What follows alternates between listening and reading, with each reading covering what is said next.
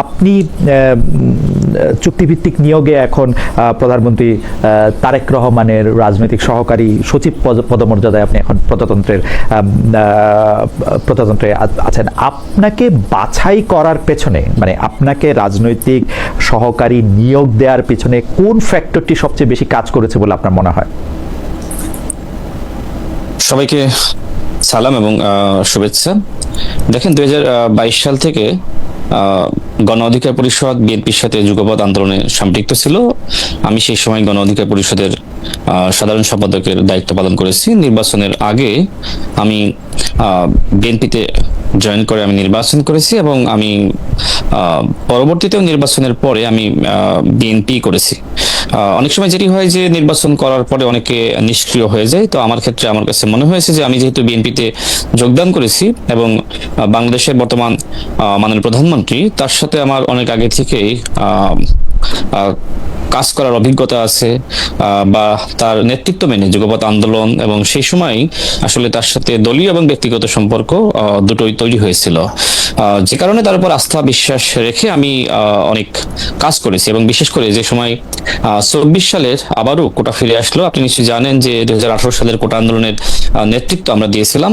তো সেই অভিজ্ঞতার আলোকে যে সময় আবারও 24 সালে কোটা ফিরে আসলো, তো আমার জায়গা থেকে আমি বর্তমান স্বরাষ্ট্রমন্ত্রী তাকে কিন্তু বলেছিলাম যে এই ধরনের আন্দোলনে আমাদের অতীত অভিজ্ঞতা থেকে যেটি উপলব্ধিবোধের জায়গা তৈরি হয়, শেখ হাসিনা আসলে এই ধরনের আন্দোলনকে একটা সময় নানানভাবে নিপীড়ন করে, নির্যাতন করে আন্দোলন বন্ধ করার চেষ্টা করে।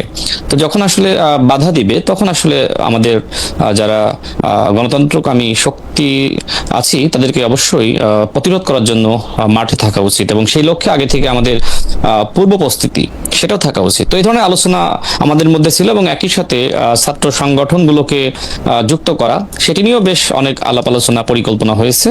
এবং গণঅভ্যুত্থানের সময় আমি এবং স্বরাষ্ট্রমন্ত্রী মাননীয় প্রধানমন্ত্রীর নির্দেশনায় অনেকগুলো কাজ করতে হয়েছে। বিশেষ করে যে সময় আসলে আবু সাইদকে এবং ছাত্রদল নেতা ওয়াসিমকে গুলি চালিয়ে হত্যা করলো, একই দিনে 6 জনকে গুলি চালিয়ে শেখ হাসিনার নির্দেশনায় হত্যা চালালো।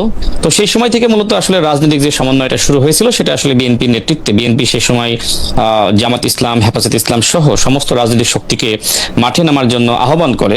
তো এই যে রাজনৈতিক সমীকরণ বা সমন্বয়, সেক্ষেত্রে আমিও আমার ক্ষুদ্র ভূমিকা ছিল, এবং মাননীয় প্রধানমন্ত্রী এবং বর্তমান স্বরাষ্ট্রমন্ত্রী তার সাথে আমি কাজ করেছি ধারাবাহিকভাবে।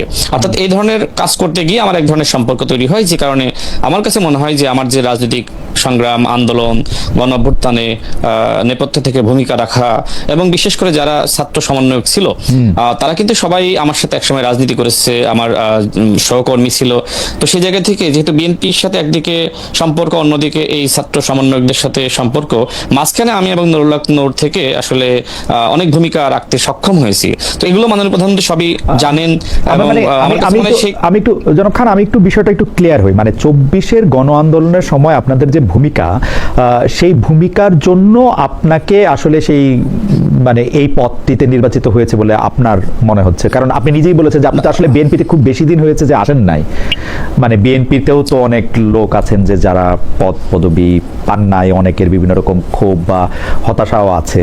তো সেই ক্ষেত্রে আপনার 24-এর সময় কাজ করাটাই আপনার আসলে এই, এবং যেহেতু সালাউদ্দিন আহমেদের সাথে থেকে আপনি সমন্বয় করেছেন, ওইটার জন্য আপনাকে আসলে পদটিতে নির্বাচিত করা হলো। আচ্ছা, আমি আরেকটু ক্লিয়ার করি। আমি 2018 সালের বৃহৎ একটি ছাত্র আন্দোলনের নেতৃত্ব দিয়েছি, এবং সেই সময় শুরুর দিকে কিন্তু আমি মূল নেতৃত্বের জায়গায় ছিলাম। এরপরে আমি যে সময় অ্যারেস্ট হই, সেই সময় নুরুল হক নূর তিনি নেতৃত্ব দেন, এবং পরবর্তীতে জেল থেকে মুক্ত হয়ে আমরা সমন্বিতভাবে কোটা সংস্কার আন্দোলন সফল করি। অর্থাৎ 18-র কোটা সংস্কার আন্দোলন থেকে 24-এর গণঅভ্যুত্থান পর্যন্ত অনেকগুলো ছাত্র আন্দোলন বা যুগপৎ আন্দোলন আমি সবসময় সামনে থেকে ভূমিকা রাখতে চেষ্টা করেছি, এবং বিশেষ করে 2022 সাল থেকে বিএনপির সাথে যুগপৎ আন্দোলন, এবং এই আন্দোলন করতে গিয়ে বর্তমান মাননীয় প্রধানমন্ত্রীর সাথে আমার ব্যক্তিগত এবং দলীয় পর্যায়ে সম্পর্ক তৈরি হয়, এবং অনেক কাজ একসাথে করেছি। তার ধারাবাহিকতায় মূলত তিনি আমাকে চিনেন, জানেন, এবং আমার কাছে মনে হয়েছে, একটু শেষ করি 30 সেকেন্ডে, আমার কাছে মনে হয়েছে যে যেহেতু তিনি আমাকে দীর্ঘ সময় পর্যবেক্ষণ করেছেন, আন্দোলন সংগ্রামে আমার ভূমিকা সম্পর্কে জানেন, বিশেষ করে আমি সাংগঠনিক কর্মযোগ্য বলেন, লেখালেখি, বক্তব্য, আমার কাছে মনে হয় সামগ্রিকভাবে তিনি বিবেচনা করেছেন যে তার রাজনৈতিক মানে সহকারী হিসেবে আমাকে নিয়োগ দেওয়ার। মানে রাজনৈতিক সহকারী হিসেবে নিয়োগ দিতে গেলে তো আমরা আবারও পরে নিশ্চয়ই না, আপনি আবারও 1 মিনিট একটু বলতে পারেন যে রাজনৈতিক সহকারী হিসেবে ইয়ে করতে গেলে তো রাজনীতিটা বিশ্বাস করতে হবে। আপনি বিএনপির রাজনীতিটা কবে থেকে বিশ্বাস করেন? অনেকেই বলেন যে আপনি যেহেতু টক শোতে খুবই উচ্চকণ্ঠ, আপনার বক্তব্যের ক্ষেত্রে আপনি খুবই যেটা আমরা দেখি আর কি, যে সংস্কৃতিটা যে খুবই আক্রমণাত্মক ভাষায় কথা বলতে পারেন, সেই জন্যই কি আপনাকে আসলে সামনে নিয়ে আসা হইলো, মানে ওইটার পুরস্কার হিসাবে যে আপনি খুবই মানে যে প্রশ্ন আপনার পছন্দ হইলো না সেই প্রশ্নটা, বা যে বক্তব্যটা আপনার পছন্দ হলো না সেই প্রশ্নে আপনি খুবই ওইটার কি কারণ? কারণ রাজনৈতিক সহকারী হইতে হলে আমার আন্ডারস্ট্যান্ডিংটা হইলো যে আপনি তো বিএনপি রাজনীতি করতেছেন অল্প কয়দিন, মানে কোটা বিরোধী আন্দোলন বা সেটাতে আপনি রেলেভেন্ট ছিলেন বহুদিন, সেটা অন্য কথা, কিন্তু আপনি বিএনপি রাজনীতিটা তো খুব বেশি দিন করতেছেন না। আচ্ছা, দেখেন, আমি মনে হয় আগে স্পষ্ট করেছি যে 2022 সাল থেকে মূলত মাননীয় প্রধানমন্ত্রীর সাথে সম্পর্ক এবং আন্দোলন করা, এবং আজকের এই টকশোতে আমাদের রতন ভাই আছেন, তিনি আমার সাথে যেভাবে বিতর্ক করবেন আমিও ঠিক সেইভাবে, তিনি যদি আমার সম্পর্কে এখানে এমন এমন বক্তব্য দেন যেটার কাউন্টার দেওয়ার জন্য আমাকেও আসলে ওই ধরনের বক্তব্য দিতে হয়। তো এটা আসলে বাংলাদেশের রাজনীতিতে এটি আসলে হয়ে থাকে। কেউ যদি ইট মারে, তাহলে তাকে যদি আপনি পাটকেল না মারেন, সে কিন্তু ধারাবাহিকভাবে আপনাকে ইট মারতেই থাকবে।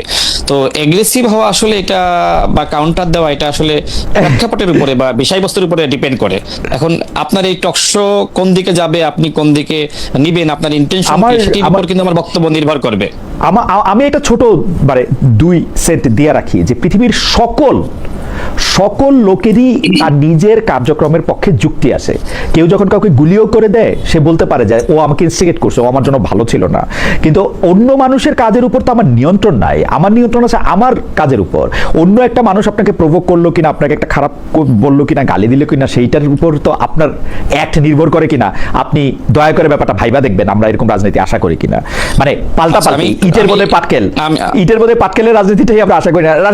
জনাব খান, আমি আপনার কাছে ফিরি, আমি এই বিষয়ে একটু উত্তর দিই, আমি 1 মিনিটে শেষ করব।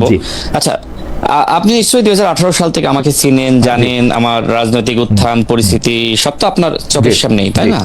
এখন গণ অভ্যুত্থানের পরে স্বাভাবিকভাবে রাজনৈতিক সংস্কৃতির পরিবর্তন হওয়া দরকার ছিল, কিন্তু যে সময় পরিবর্তন না হয়ে উল্টো লক্ষ্য করা যাচ্ছে যে বিএনপি সংগ্রামী মহাসচিব তার নেতৃত্ব নিয়ে, তার মন্ত্রিত্ব নিয়ে তিনি আগামীতে রাষ্ট্রপতি হওয়ার যোগ্যতা এগিয়ে আছেন নাকি তার যোগ্যতা নাই, এ ধরনের বক্তব্য আসে।